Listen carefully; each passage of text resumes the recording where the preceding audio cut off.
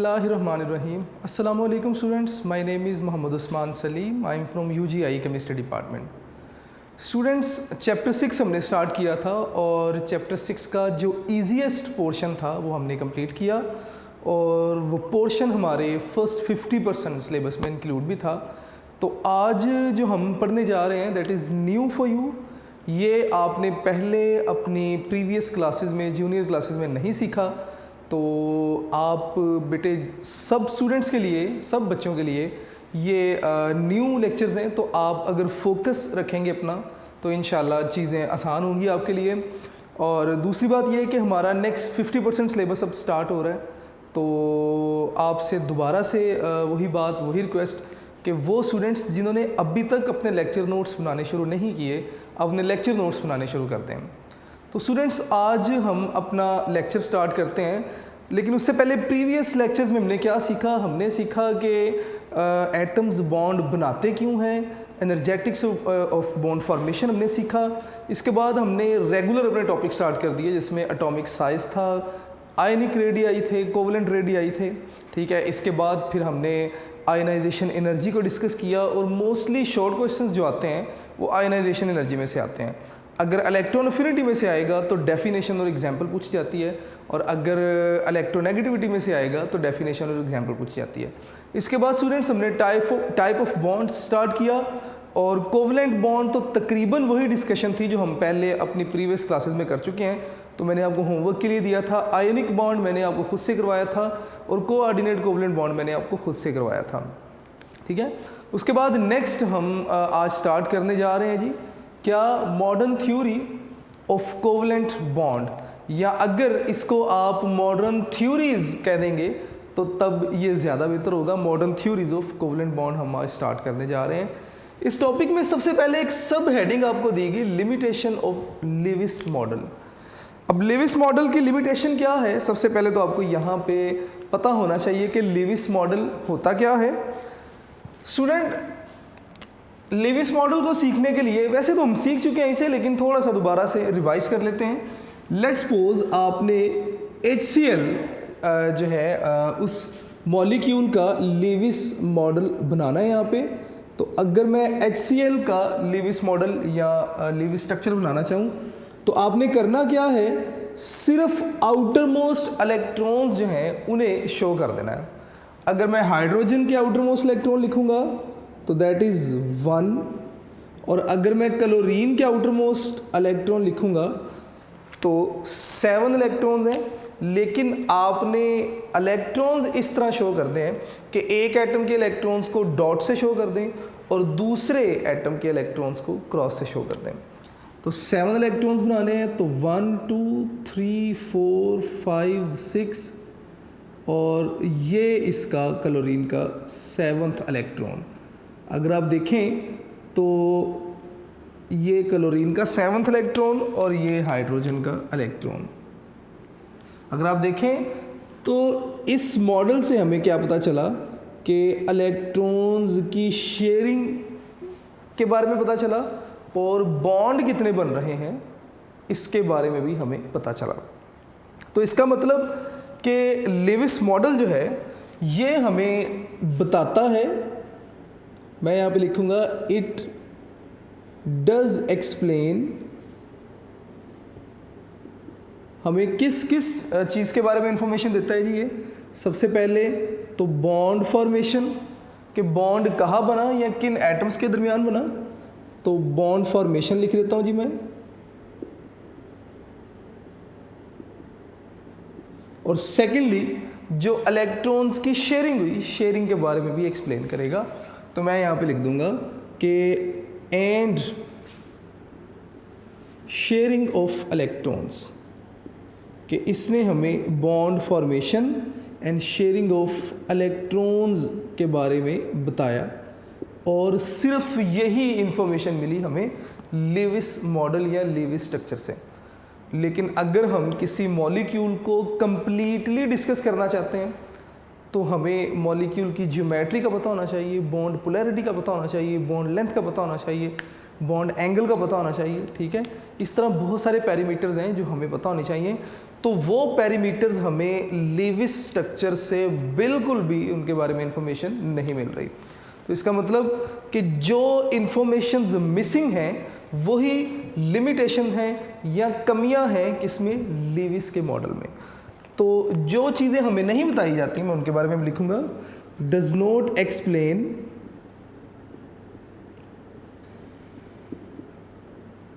कि ये एक्सप्लेन नहीं करता किस किस इंफॉर्मेशन को, ज्योमेट्री को, मैं यहाँ पे लिखता जाऊँगा बेटे, साथ साथ ज़रा देखते जाइएगा, ज्योमेट्री को एक्सप्लेन नहीं करता। किसकी ज्योमेट्री, जिस मॉलिक्यूल को हम डिस्कस कर रहे हैं उस मॉलिक्यूल की ज्योमेट्री को एक्सप्लेन नहीं करता। तो मैं यहाँ पे लिख दूंगा ज्योमेट्री ऑफ मॉलिक्यूल। इसके अलावा बॉन्ड लेंथ के बारे में नहीं बताता, तो मैं यहाँ पे लिख दूंगा जी बॉन्ड लेंथ, कि हमें नहीं पता चला कि कितनी बॉन्ड लेंथ है दोनों एटम्स के दरमियान। इसके अलावा ये नहीं बताएगा बॉन्ड एंगल के बारे में, तो मैं यहाँ पे लिख दूंगा जी बॉन्ड एंगल, कि हमें नहीं पता कि दोनों एटम जो मिल रहे हैं इनके दरमियान एंगल क्या बना। इसी तरह बेटे बॉन्ड पोलैरिटी है,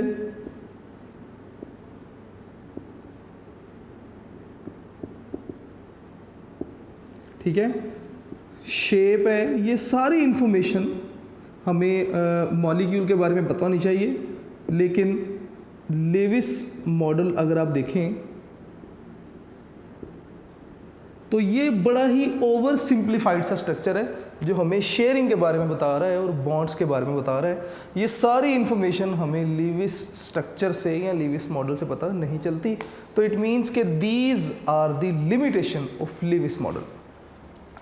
अब स्टूडेंट नेक्स्ट एक कंप्लीट या एक बेहतर मॉडल कौन सा है जो कि इन तमाम इंफॉर्मेशंस को प्रोवाइड करे, ठीक है, जो कि हमें एक ऐसा मॉडल या ऐसी थ्योरी जो हमें ज्योमेट्री के बारे में भी बताए, हमें बॉन्ड लेंथ के बारे में बताए, बॉन्ड एंगल के बारे में बताए, बॉन्ड पोलैरिटी के बारे में बताए, शेप ऑफ मॉलिक्यूल, इन सारी इन्फॉर्मेशन जो हमें एक्सप्लेन करें। वो जो थ्योरीज हैं या वो मॉडल जो हैं वो कंप्लीट या कंपैरेटिवली बेहतर मॉडल होंगे। और कौन कौन सी थ्योरीज हैं जो हमें मॉलिक्यूल्स की ज्योमेट्री, ये सारी इन्फॉर्मेशन के बारे में बताती हैं। देयर आर 4 थ्योरीज, जिनमें से 3 आप यहाँ पे पढ़ेंगे चैप्टर 6 में, और 4th वन आप सेकेंड ईयर में चैप्टर 6 में जाके पढ़ेंगे ट्रांजिशन एलिमेंट में। तो वो 4 थ्योरीज कौन सी हैं, मैं यहाँ पे नेम लिख देता हूँ कि मैं यहाँ पे लिखूँगा जी थ्योरीज, या मॉडल भी आप लिख सकते हैं, विच एक्सप्लेन ऑल इंफॉर्मेशन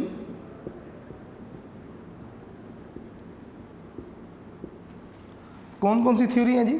सबसे पहले आपके पास वेस्पर थ्योरी आ जाएगी। VSEPR theory valence shell electron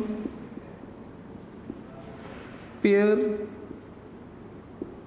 repulsion theory, जिसे आप वेस्पर थ्योरी भी कहते हैं। मैं यहाँ पे ब्रैकेट में वेस्पर लिख दूंगा कि valence shell electron pair repulsion theory, इसे आप वेस्पर थ्योरी भी कहते हैं। Second one is VBT, valence bond theory, जिसे आप वीबीटी भी कहते हैं। तो मैं यहाँ पे ब्रैकेट में वीबीटी लिख देता हूँ। Third one is molecular orbital theory,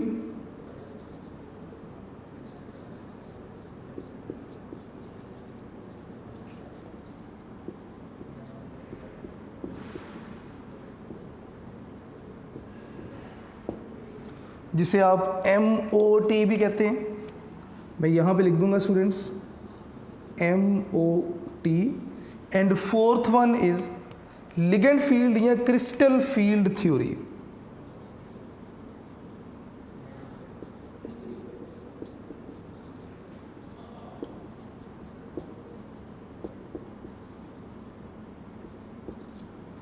और इस थ्योरी को आप सेकेंड ईयर में जाके डिस्कस करेंगे। तो इट मीन्स कि यहाँ पे हमारे रिमेनिंग चैप्टर में हम इन 3 थ्योरीज को पढ़ेंगे, वेस्पर को, वीबीटी को और एमओटी को।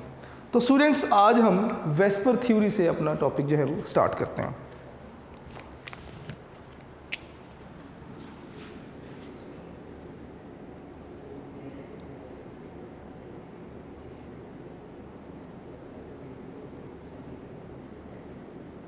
वेस्पर थ्योरी इम्पोर्टेंट है और सबसे ज़्यादा इम्पोर्टेंट इसके पोस्टुलेट्स होंगे जिन्हें बार बार एग्जाम में पूछा गया। सबसे पहले तो मेन इन्फॉर्मेशन होनी चाहिए कि वेस्पर थ्योरी जो थी वो किन्होंने इनके बारे में थ्योरी को प्रपोज किसने किया, या फर्स्ट इन्फॉर्मेशन जो थी वो किन्होंने दी। अब अगर आप इस थ्योरी की हेडिंग देखेंगे तो valence shell electron pair repulsion theory, यानी कि इस थ्योरी में कहीं ना कहीं वैलेंस शेल के जो इलेक्ट्रॉनिक पेयर हैं, और 2 तरह के इलेक्ट्रॉनिक पेयर हमें पता है, लोन पेयर और बॉन्ड पेयर, कहीं ना कहीं ये स्ट्रक्चर्स को डिटरमाइन करेंगे और बिल्कुल इसी तरह की इंफॉर्मेशन प्रोवाइड की गई। सबसे पहले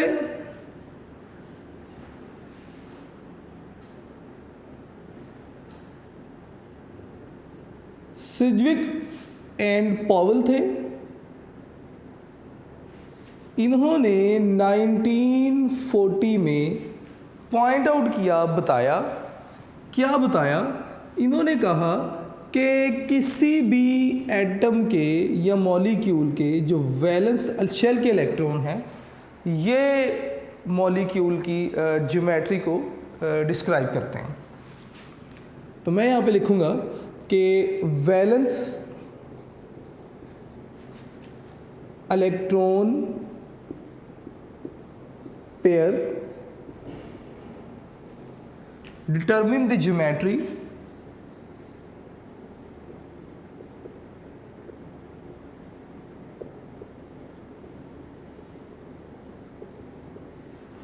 of molecule। किसी भी मॉलिक्यूल की ज्योमेट्री कौन डिटरमिन करते हैं? वैलेंस शेल के जो इलेक्ट्रॉन हैं वो किसी भी मॉलिक्यूल की ज्योमेट्री को डिटरमिन करेंगे। लें जी, अब नेक्स्ट इन्फॉर्मेशन यहाँ से ही हम स्टार्ट करेंगे। इसके बाद इनकी इस थ्योरी को या इनके इस आइडिया को एक्सटेंड किया किन्होंने? नाइलोम और गिलिस्पी।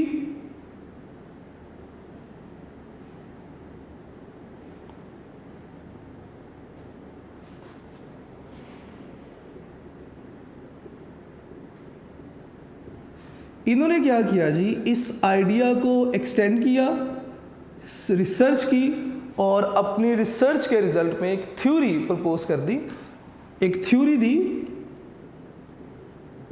प्रपोज्ड वेस्पर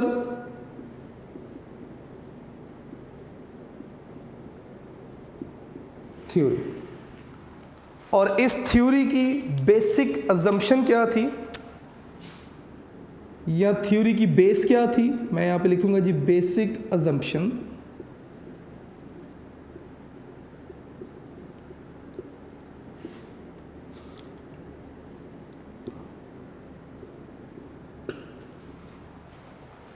इन्होंने कहा या इस थ्योरी की जो बेस थी वो कुछ इस तरह थी कि किसी भी एटम के जो वैलेंस इलेक्ट्रॉन हैं, अब चाहे वो बॉन्ड पेयर हैं या लोन पेयर हैं, they try to keep themselves as much as apart to minimize the repulsion. यानी कि वैलेंस इलेक्ट्रॉन अपने आप को एक मैक्सिमम डिस्टेंस पर रखेंगे ताकि इनके दरमियान जो रिपल्शन है वो मिनिमाइज की जा सके। मैं सारी इन्फॉर्मेशन को with the help of diagram भी डिस्कस करूंगा, लेकिन उससे पहले हम ज़रा बेसिक अजम्पशन यहाँ पे लिख लें कि उन्होंने कहा क्या। कहते हैं जी कि वैलेंस इलेक्ट्रॉन, अब ये वैलेंस इलेक्ट्रॉन लोन पेयर भी हो सकते हैं और बॉन्ड पेयर भी हो सकता है। ये क्या करते हैं जी? अरेंज देमसेल्फ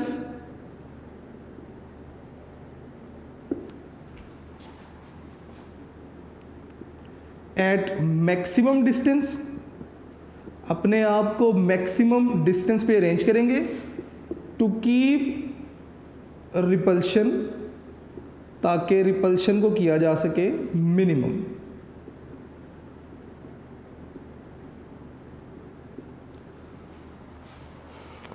उन्होंने कहा जी कि किसी भी एटम के जो वैलेंस इलेक्ट्रॉन है, अब ये वैलेंस इलेक्ट्रॉन लोन पेयर भी हो सकते हैं या बॉन्ड पेयर भी हो सकते हैं, ये वैलेंस इलेक्ट्रॉन इस तरह अरेंज होते हैं कि मैक्सिमम डिस्टेंस पे रहें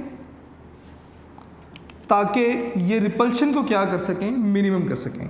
मैं यहाँ पे स्टूडेंट्स डिस्टेंस लिख रहा हूँ, ज़रा आप देखते जाइएगा साथ साथ। To keep at maximum distance to keep repulsion minimum.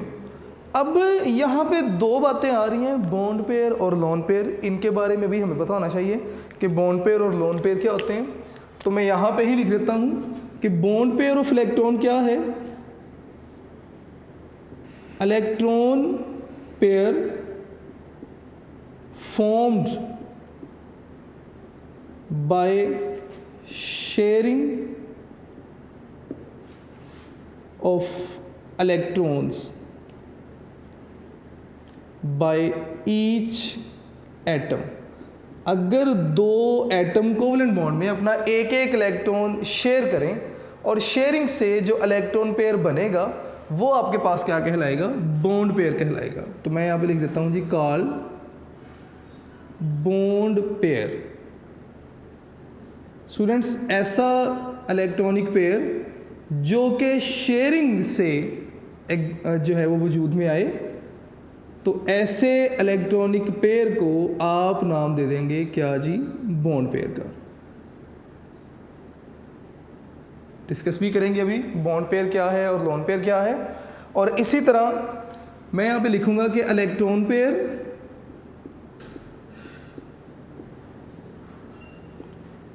which do not take part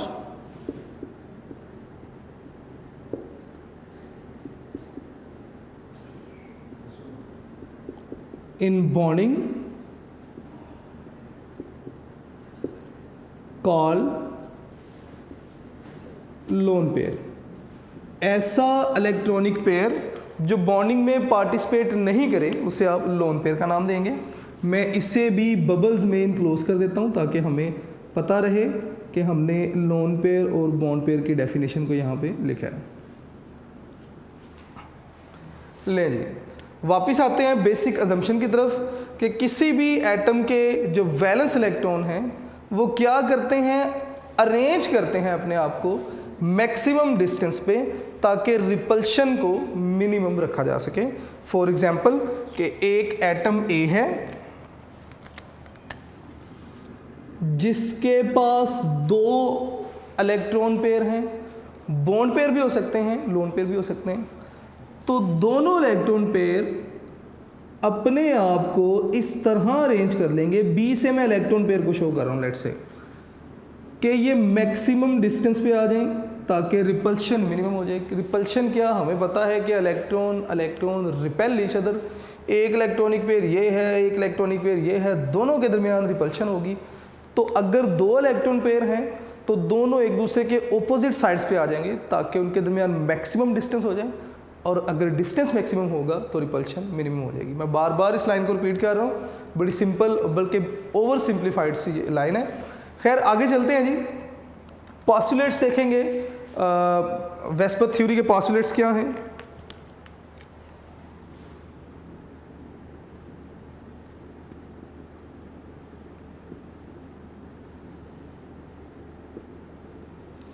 ji postulates देखेंगे जी, वन बाय वन डिस्कस करेंगे इन्हें। पॉस्टुलेट्स में फर्स्ट पॉस्टुलेट अगर देखेंगे तो फर्स्ट पॉस्टुलेट में वो आपको ये बताएंगे कि बॉन्ड पेयर और लोन पेयर दोनों तरह के जो इलेक्ट्रॉन पेयर हैं ये किसी भी मॉलिक्यूल की ज्योमेट्री को डिटरमिन करते हैं या रिस्पॉन्सिबल हैं ज्योमेट्री के। कौन जी, बॉन्ड पेयर और इलेक्ट्रॉन पेयर, दोनों तरह के पेयर किसी भी मॉलिक्यूल की ज्योमेट्री के लिए रिस्पॉन्सिबल हैं। तो मैं यहाँ पे लिखूँगा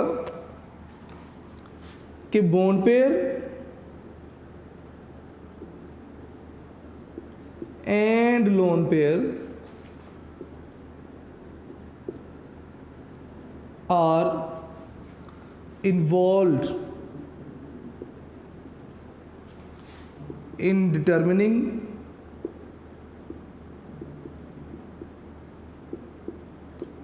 geometry of molecule। यानी कि फर्स्ट पास्टुलेट में हमें यह बताया गया कि किसी भी मॉलिक्यूल की ज्योमेट्री किस तरह की होगी, ये डिपेंड करता है बॉन्ड पेयर और लोन पेयर दोनों पे।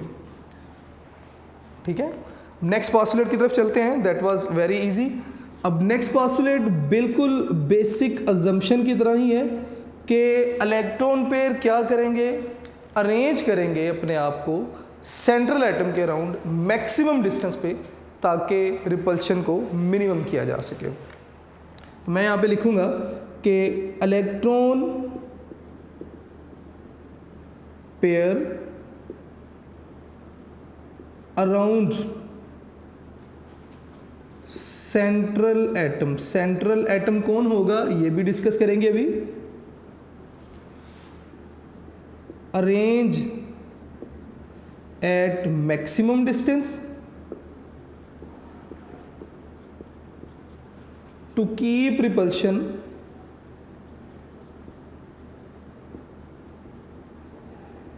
मिनिमम, ताकि रिपल्शन को मिनिमम किया जा सके। ठीक है, नेक्स्ट पॉइंट देखेंगे जी इसका।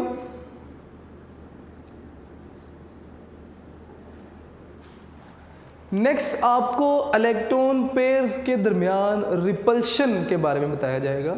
अब दो तरह के इलेक्ट्रॉन पेयर हैं, लोन पेयर हैं, बॉन्ड पेयर हैं। लोन पेयर में रिपल्शन ज़्यादा होगी या कम होगी, लोन पेयर बॉन्ड पेयर में रिपल्शन ज़्यादा होगी या कम होगी, या बॉन्ड पेयर में रिपल्शन किस तरह होगी। अब नेक्स्ट पॉइंट में रिपल्शंस को डिस्कस किया जाएगा। नेक्स्ट वो ये कहते हैं कि lone pair occupy more space as compared to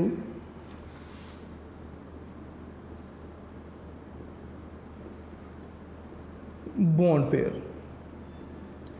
कि किसी भी एटम के अराउंड अगर लोन पेयर भी हैं बॉन्ड पेयर भी हैं, तो जो लोन पेयर हैं वो ज़्यादा स्पेस ऑक्यूपाई करेंगे as compare to bond pair. अब स्टूडेंट्स इन सारे पास्टुलेट्स को with the help of diagram भी डिस्कस करते हैं नेक्स्ट बोर्ड पे। तो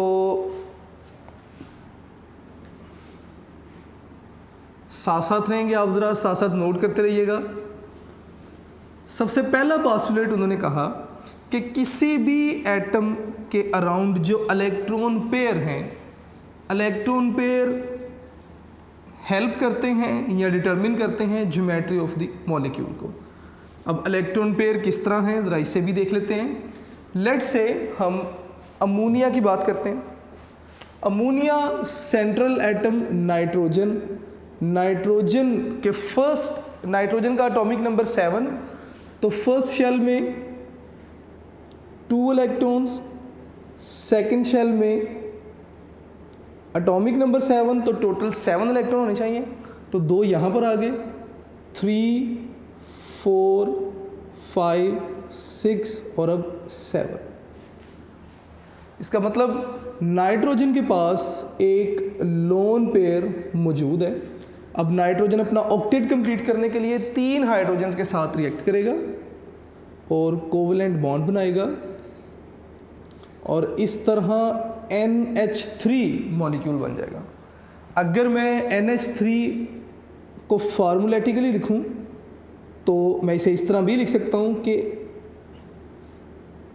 लोन पेयर और एक हाइड्रोजन ये, इसी तरह यहाँ पे, और एक इलेक्ट्रॉन शेयर हुआ यहाँ पे। अब अगर आप यहाँ पे देखें तो नाइट्रोजन सेंट्रल एटम और इसके around second type of atom जो कि हाइड्रोजन है। नाइट्रोजन को अगर आप देखें तो इसके पास लोन पेयर भी मौजूद है और ये इसके पास 3 बॉन्ड पेयर भी मौजूद है। अब फर्स्ट पास्टुलेट में वो ये कहते हैं कि लोन पेयर और बॉन्ड पेयर ये तमाम इन्वॉल्व हैं NH3 की ज्योमेट्री को एक्सप्लेन करने में, ठीक है। यहाँ पे देखेंगे आप, वो कहते हैं जी bond pair and lone pair are involved in determining the geometry of the molecule. Second postulate देखेंगे, electron pair around central atom arrange at maximum distance to keep repulsion minimum. यानी कि जितने भी इलेक्ट्रॉन पेयर हैं अगर आप देखें तो तमाम के तमाम मैक्सिमम डिस्टेंस पे हैं ताकि रिपल्शन को मिनिमम रखा जा सके। जितना मैक्सिमम डिस्टेंस अपार्ट जा सकते थे अपने आप को मैक्सिमम डिस्टेंस पे अरेंज करेंगे। थर्ड पॉइंट अगर आप देखें तो lone pair occupy more space as compare to bond pair.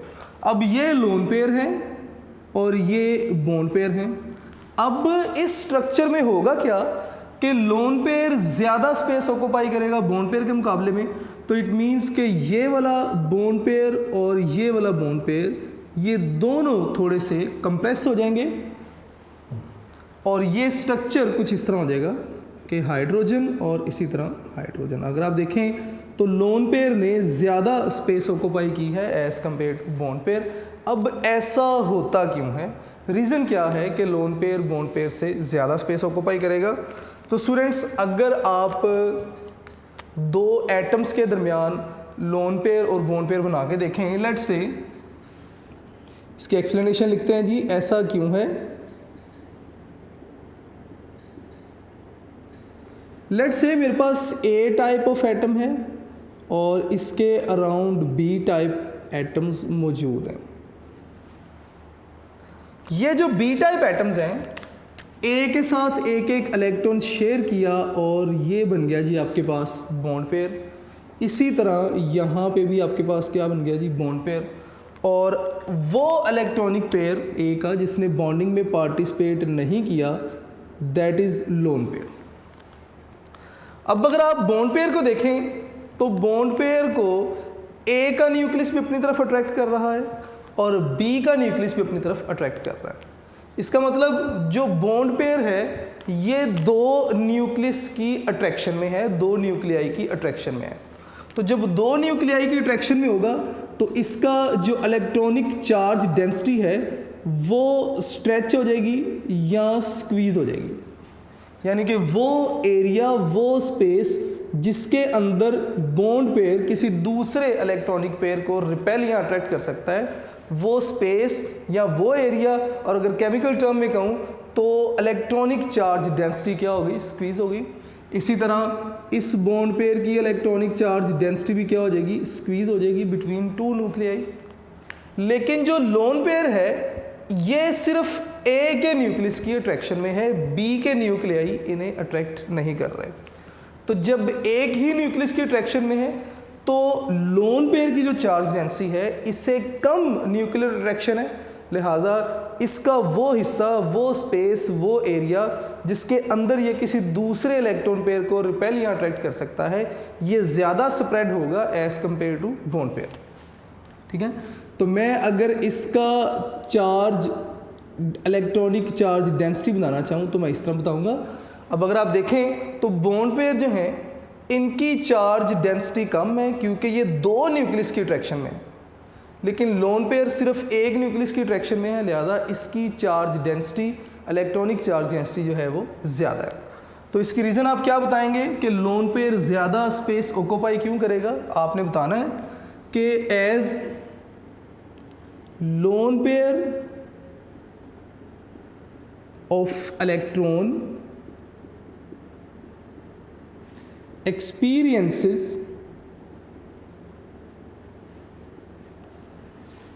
less nuclear attraction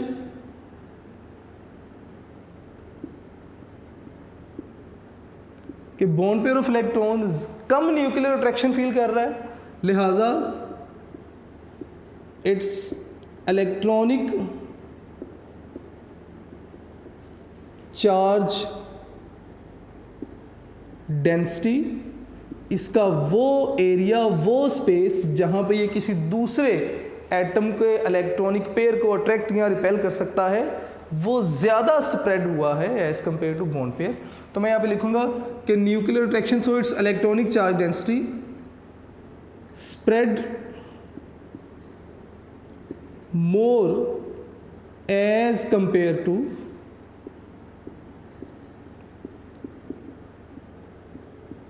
bond pair, कि इसका जो इलेक्ट्रॉनिक चार्ज डेंसिटी है वो बॉन्ड पेयर से ज़्यादा स्प्रेड है, तो लिहाजा ये ज़्यादा स्पेस जो है वो ऑक्यूपाई करेगा।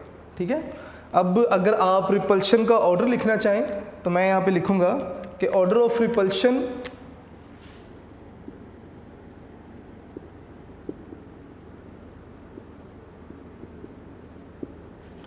Between electron pairs. अब ये दोनों तरह के पेयर आ जाएंगे, लोन पेयर भी और बॉन्ड पेयर भी। तो आप लिखेंगे जी क्या कि लोन पेयर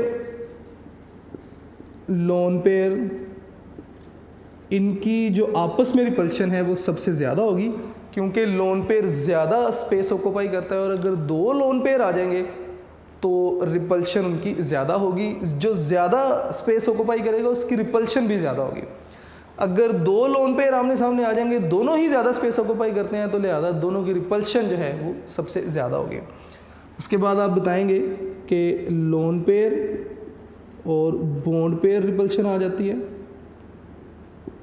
कि अगर एक लोन पेयर और एक बॉन्ड पेयर हों तो एक पेयर की रिपल्शन ज़्यादा और दूसरे की कम। पहले दोनों की रिपल्शन ज़्यादा थी तो मैक्सिमम रिपल्शन, अब एक की रिपल्शन ज़्यादा दूसरे की कम, तो कंपैरेटिवली रिपल्शन क्या होगी, कम होगी। और थर्ड जो आएगा लीस्ट रिपल्शन जो आएगी वो बॉन्ड पेयर में आएगी। तो मैं यहाँ पे लिख दूंगा जी बॉन्ड पेयर रिपल्शन, यानी कि दोनों की ही रिपल्शन कम होती है, तो लिहाजा इनकी रिपल्शन जो है वो मिनिमम होगी। अब इस थ्योरी का लास्ट पॉइंट हम लिखेंगे जी, जो कि मल्टीपल बॉन्डिंग के लिए आ जाएगा। अभी तक जो भी हम डिस्कस कर रहे थे वो सिंगल बॉन्ड के लिए था। अब वो कहते हैं जी कि हमें पता है कि डबल और triple bond occupy more space, क्योंकि ज़्यादा स्पेस इसलिए ऑक्यूपाई करेंगे क्योंकि डबल या ट्रिपल बॉन्ड में दो इलेक्ट्रॉन शेयर हुए, या इस तरफ दोनों एटम्स के दरमियान तीन इलेक्ट्रॉन शेयर हुए। स्पेस तो ज़्यादा ऑक्यूपाई करेंगे, लेकिन जब हम स्ट्रक्चर देख रहे होंगे तो डबल या ट्रिपल बॉन्ड सिंगल बॉन्ड की तरह ही बिहेव करेंगे। तो मैं यहाँ पे लिखूंगा but behave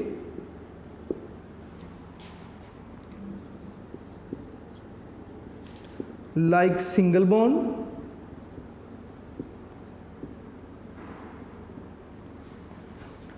in determining the structure। Determining structure लिख लें, ज्योमेट्री लिख लें, आपकी मर्जी है। ऐसा क्यों है? ऐसा इसलिए है क्योंकि डबल बॉन्ड या ट्रिपल बॉन्ड दो एटम्स के दरमियान सेम रीजन को ऑक्यूपाई कर रहे होते हैं, जो कि सिंगल बॉन्ड ने ऑक्यूपाई करना था। फॉर एग्जांपल अगर आप कार्बन की ही एग्जांपल ले लें तो कार्बन के दरमियान सिंगल बॉन्ड, यही स्पेस ऑक्यूपाई हो रही है। अगर आप डबल बॉन्ड लेंगे तब भी सेम स्पेस ऑक्यूपाई हो रही है। अगर आप कार्बन ट्रिपल बॉन्ड बनाएंगे तब भी सेम स्पेस या सेम रीजन ऑक्यूपाई हो रहा है। तो जब सेम रीजन ऑक्यूपाई हो रहा है तो स्ट्रक्चर तो हम उस स्पेस या उस रीजन के लिहाज से डिटरमिन कर रहे हैं जो कि एटम्स ऑक्यूपाई कर रहे हैं। अगर आप देखें तो सिंगल बॉन्ड में भी सेम रीजन ऑक्यूपाई हो रहा है दोनों एटम्स के दरमियान, डबल बॉन्ड में भी दोनों एटम्स के दरमियान उसी स्पेस में बॉन्ड है जहाँ पे सिंगल बॉन्ड था, और ट्रिपल बॉन्ड के केस में भी सेम स्पेस ऑक्यूपाई हो रही है। तो इट मीन्स कि जब आप ज्योमेट्री की बात कर रहे होंगे तो ज्योमेट्री डिटरमिन करते हुए आप डबल या ट्रिपल बॉन्ड को सिंगल बॉन्ड की तरह ही डील करेंगे। तो मैं यहाँ पे लिखूँगा उसकी रीज़न क्या है।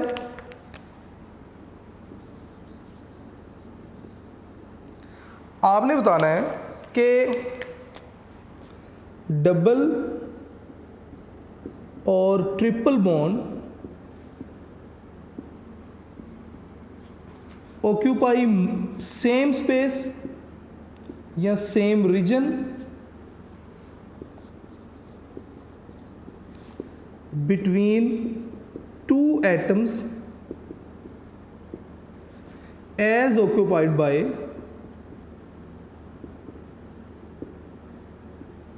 सिंगल बॉन्ड,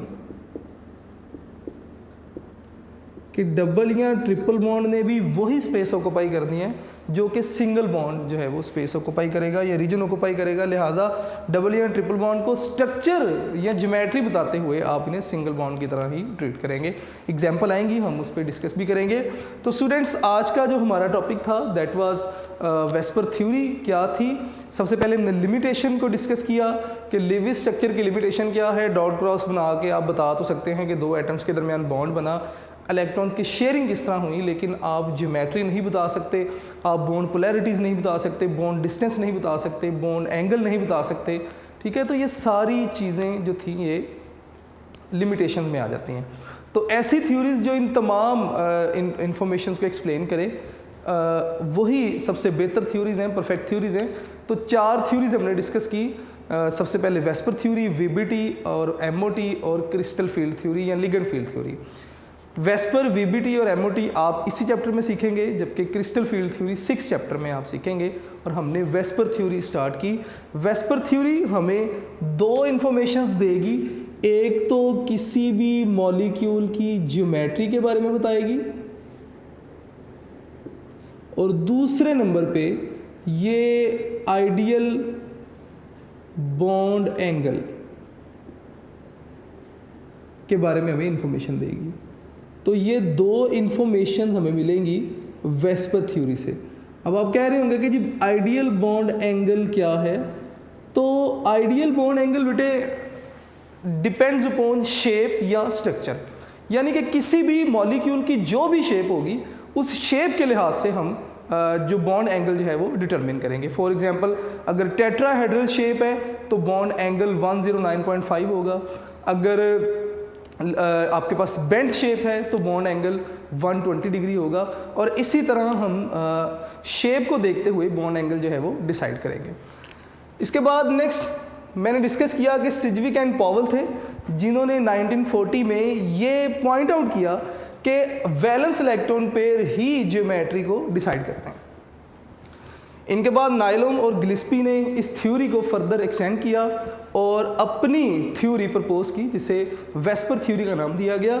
इन्होंने कहा कि जनाब बॉन्ड पेयर और लोन पेयर दोनों तरह के इलेक्ट्रॉन पेयर जो हैं ये अपने आप को किसी सेंट्रल एटम के अराउंड मैक्सिमम डिस्टेंस पे अरेंज करते हैं ताकि रिपल्शन को मिनिमम रखा जा सके।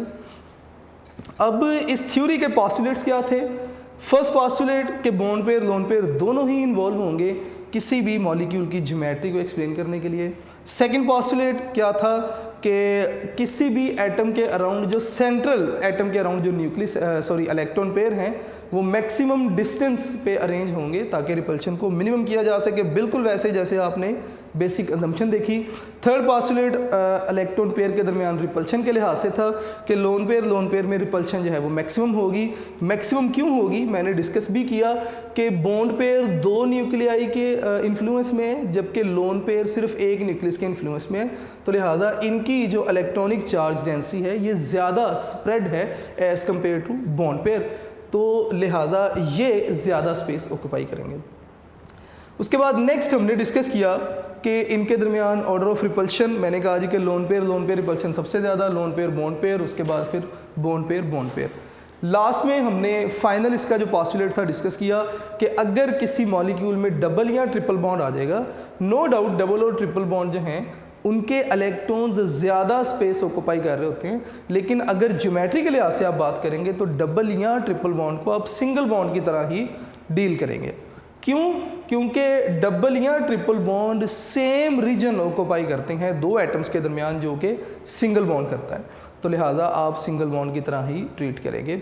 जिस तरह ये एग्जांपल मैंने दिखाई कि कार्बन के दरमियान सिंगल बॉन्ड भी दोनों एटम के सेंटर में आ रहा है, डबल बॉन्ड में भी सेंटर में स्पेस ऑक्यूपाई हो रही है और इस तरह ट्रिपल बॉन्ड में भी। तो ये कुछ पॉस्टुलेट थे।